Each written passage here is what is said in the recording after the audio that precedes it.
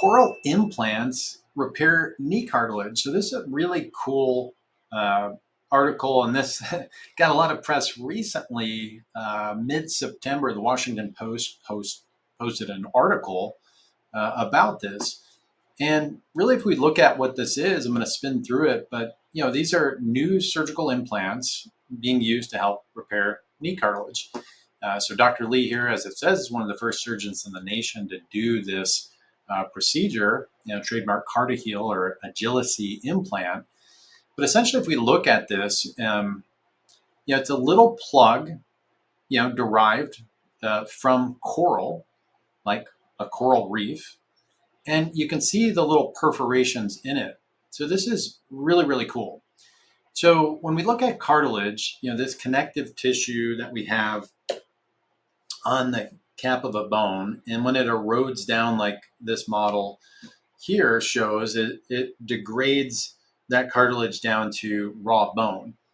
And so the idea behind this, and what now they're putting actually into patients at this point and studying it to understand how this works short and long term, is they're taking that plug and they're plugging an isolated defect like this. So now I say isolated because if somebody has complete obliteration of the cartilage, it's going to be much trickier to fix that entire surface. But where this comes into play, as you can see in this article, is she talks about her first patient who was a nurse and very active and had significant pain in the knee and started to just feel off and become swollen, which is very common symptoms of arthritis. And as they worked it up, the MRI revealed that a sliver of the cartilage was torn off this cap of the left femur and had wedged itself underneath the kneecap. So during an arthroscopy, which is a scope of the knee, minimally invasive surgery, she discovered, the surgeon did, Dr. Lee, a second larger defect. And so she extracted a bit of that cartilage to perform what's called a Macy procedure, which is you take that cartilage from some other part of the knee that's healthy, that doesn't bear weight, and then you grow out that cartilage, and then you come back and you graft it into the area of damage later. So, these can work great for certain patients. Requires a lot of time off the knee for this thing to heal, and with some of them, they just don't take and they just don't heal. In her case, her knee continued to ache every step, so that Macy procedure really didn't quite work in her case. So then, this other procedure comes along, and they, again, where this is derived from, as it shares here, is coral exoskeleton, so a form of calcium carbonate. So of course we have calcium in our bones, the mineralization of the bone and the bone structure. And the interesting thing about coral, much like our bone, is it's very porous. So it's not a completely solid structure. It's kind of a porous matrix of material. And so it allows infiltration into this tissue. So even here, if you look at bone marrow, it's kind of we call it a network, and the different portions of the bone more trabecular. So it means that there's all these spaces between them. So the bone marrow, in effect, can flow through the bone into and beneath that cartilage as a way to heal and self-repair.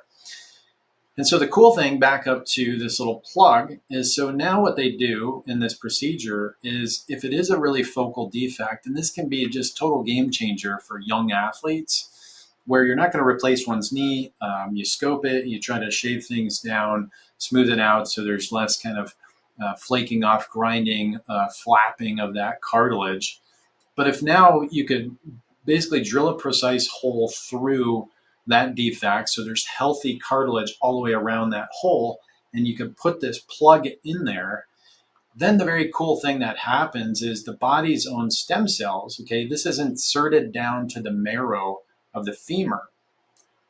So now it can access this channel of bone marrow, and inside that bone marrow there's stem cells. So these stem cells can flow up through the bone marrow, through the pores of that plug, and those healing growth factors from those stem cells can migrate into that implant, and it allows the the damaged area to actually fill in with new healthy cartilage, because our body is kind of signaling that that transformation of the implant and the cell and the tissue there.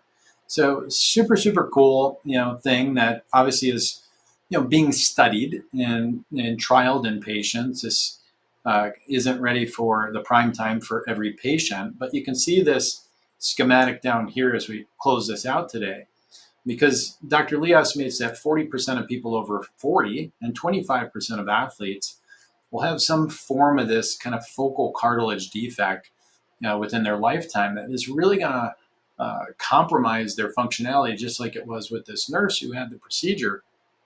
And so they're not a good candidate, and they don't need to have like a total joint replacement.